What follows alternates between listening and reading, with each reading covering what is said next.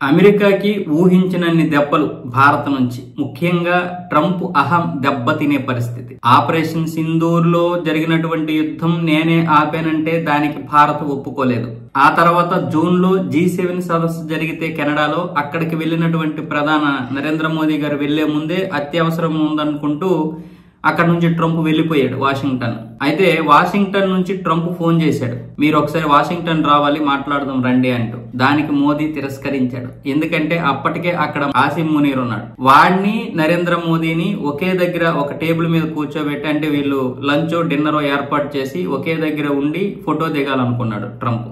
దానికి కూడా అవకాశం ఇవ్వలేదు మోదీ. నాకు క్రొయేషియాలో పని ఉంది కాబట్టి ఈ యొక్క అవకాశాన్ని తిరస్కరిస్తున్నాను అంటూ సున్నితంగా దాని నుంచి తప్పించుకున్నాడు మోదీ. ఆ తర్వాత ఎన్నోసార్లు ఫోన్ చేసినా లిఫ్ట్ చేయలేదు. దాన్ని మన న్యూయార్క్ టైమ్స్ కూడా నివేదించింది. కరెక్టే, ట్రంప్ ఫోన్ చేసినా కూడా మోదీ నుంచి ఎటువంటి ఇది రాలేదు. ఈ అహం దెబ్బతినడం వల్లే ట్రంప్ ఇప్పుడు సుంకాలతో విరుచుకుపడుతున్నాడు తప్ప రష్యా దగ్గర చమురుకుంటుందనే ఉద్దేశం అయితే కాదంటూ ఇప్పుడు న్యూయార్క్ టైమ్స్ తో పాటు మొన్న జెఫ్రీ సంస్థ కూడా ఇదే విషయాన్ని ధృవీకరించింది. ఇప్పుడు అమెరికాలో ఉన్నటువంటి ఆర్థికవేత్తలు కూడా ఇదే విషయాన్ని అయితే ధృవీకరిస్తున్నారు.